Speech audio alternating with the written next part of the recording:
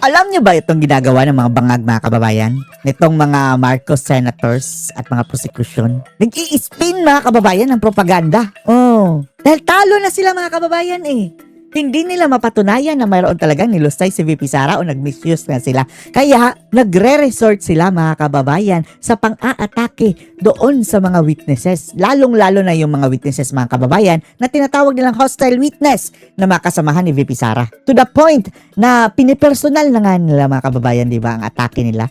Ang tatanga, niloloko na lang tayo, o nilulustay ninyo ang pera, ang ganyang mga sabi-sabi mga kababayan, na kung talagang iisipin mo, ang tanga dito mga kababayan ay yung mga senatong na nagsabi niyan. Especially yung Tulfo. Ang sabi niya mga kababayan Hana, hindi na daw siya magbabanggit ng word na stupid dahil bawal na daw eh. Kaya binanggit niya mga kababayan yung word na tanga.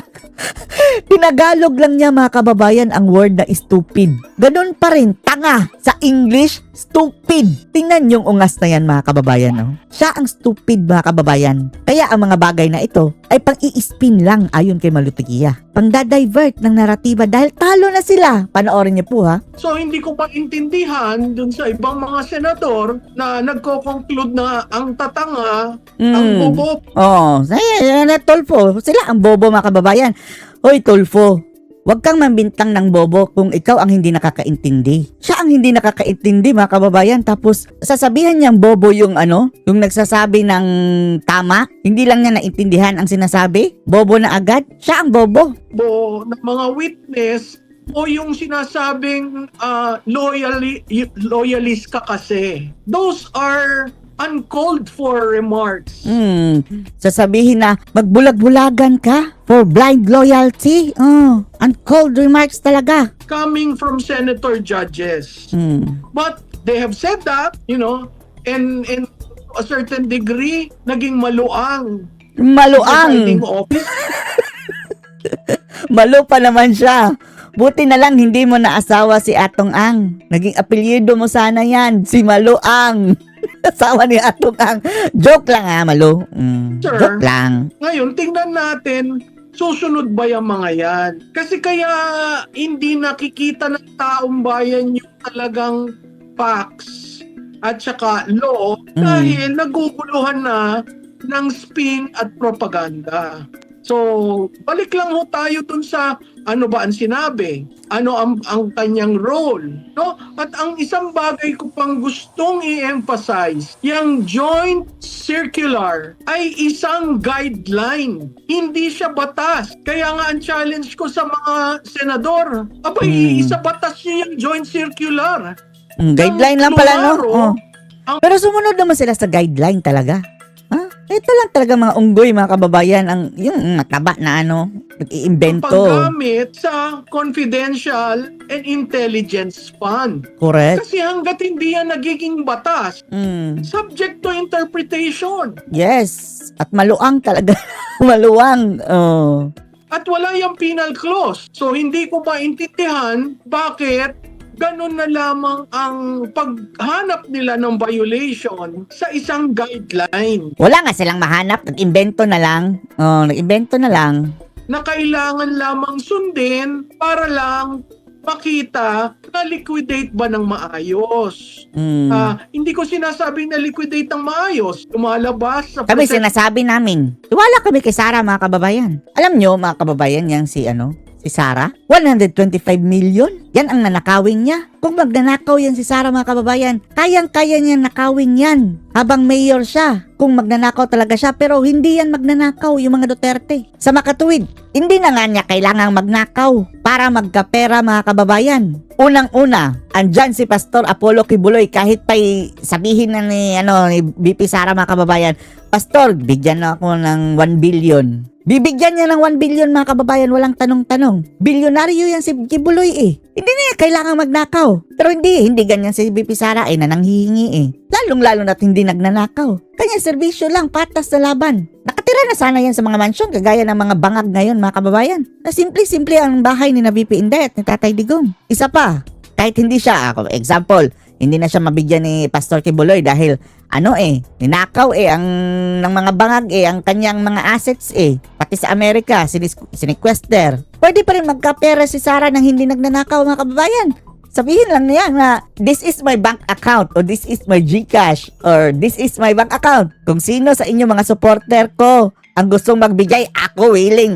Ang daming milyon-milyon ang willing mga kababayan. Mahina ang 100 million na makukuha ni VP Sara galing sa mga supporter. Milyon-milyon ang supporter? Kahit pa'y tag 100 lang yan mga kababayan. Pero milyon-milyon ang supporter magsisend. Sige VP Inday, ibigay mo sa amin ibigay mo sa amin ang bank account mo tapos in support kay Tatay Digong. Kahit pa'y buwan-buwan, willing kaming magbigay. Pero hindi kasi sila tumatanggap mga kababayan ng donation.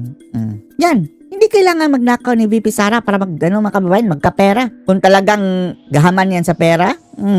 Pero hindi sila ganun Simpleng buhay yan. Procedurally. Pero in terms of binulsa ba ang pera? Hindi. May assassin ba? Wala. May kontrata ba?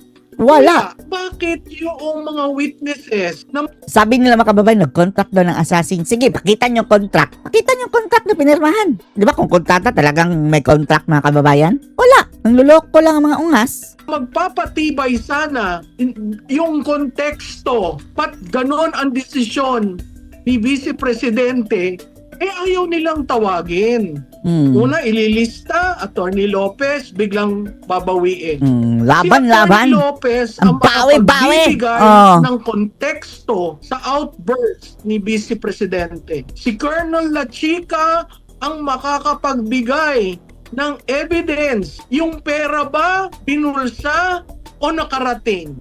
Bakit may alias? At again, I'm warning senator judges. Once you pierce i-warning mo yan sila. Confidentiality, wala ka. whole national security structure. Hoy, mga kababayan, ayun na. Hindi. Alam nyo ba na mayroong kaso?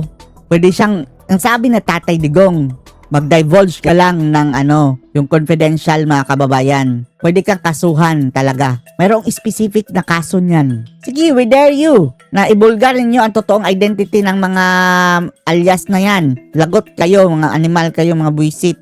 Sure, will shake. Kasi gawin yung modelo si Vice Presidente na alsin na natin ang alias that goes against the national security Happy ang mga NPA niyan. Senate on using aliases.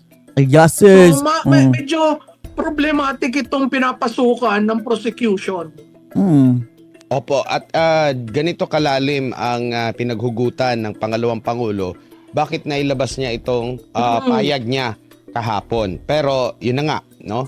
Ang kanyang naging pahayag. Dito tayo sa pinaka-last part kasi nagbigay ng komento ang palasyo dito. Matibay na daw, no? Pwede na daw ma-impeach si Sara mga kababayan. Wow, talagang nagpapakita lang ito mga kababayan na atat sila na ma-impeach si VP Inday. Tapos ang sabi pa, wala naman kaming pakialam hindi naman namin trabaho yan na magpa-impeach siya, hindi kami nakikialam dyan. Tapos gayon pwede na yan ma-impeach. Sabi niya rito ni VP Sara, mga kababayan, lubog na ang bansa sa baha at kahirapan. Pero tila walang mananagot dahil ang sa flood control. Gusto pa nilang ang Davao ang gawing epicenter. impeachment, ang paghahatian, ang 2027 Another stupidity. What kind of stupidity is this? budget at ang paghahanda kung papaano baliin ang konstitusyon para manatili sa pwesto ang prioridad ng administrasyon Na at bangag. lahat ng kaalyado nito. So may malaking role ang niluluto na budget for 2027 dito sa impeachment, Prof. Paano natin may paliwanag ito sa ating mga kababayan? Alam mo yung budget, makikita mo may mga bagay-bagay dyan na nakakagulat, no? Nakakagulat. Yung pantay-pantay na Hoy, alam nyo ba na ang budget natin ngayon is 7 trillion plus? Pinakamalaki in history of the entire Philippines, mga kababayan. Tapos, ang nakakabwisit pa dyan mga kababayan, di ba 7 trillion na? Mas malaki pa pala ang kanilang pinaplano dapat mga kababayan, ang mga animal. 11 trillion pala ang kanilang plano una. And then, hindi kaya talaga mga kababayan dahil wala na tayong income eh. O ginawa na lang 7. O isipin nyo na lang ha, walang proyekto mga kababayan tapos hihingi ng 11 trillion. Tapos binaba, 7 trillion pa rin. Napakalaki pa rin. Entire budget na yan mga kababayan na for 3 years, not so long ago. Not so long ago, 3 years budget na yan. Ngayon, isang taon lang tapos wala pang proyekto. Alokasyon ng pundo sa region as if naman pantay-pantay ang pangangailangan ng mga regions. Yung local support budget, Tapos sa Davao, mga kababayan, Davao City, Davao Region, nilumpo. Walang proyekto. nabibigyan ngayon ng mas malaking atensyon kisa sa budget ng mga kongresista, no? Hindi rin natin alam ang criteria dyan. Oo, sumasang-ayon ako na dapat lagyan at ituloy ang infrastructure budget. Wala, ang problema nga walang infrastructure. Eto no, kung wala lang mga kababayan, inumpasahan si Tatay Digong, wala talaga infra si Bangag. Yang kanyang mga opening ngayon mga kababayan, initiative yan lahat ni Tatay Digong Duterte. Kaya kawawa talaga ang susunod, yung si VP Sara na. Kaunti na lang, ayawan lang natin kung mayroon bang ma-inaugurate si VP Inday.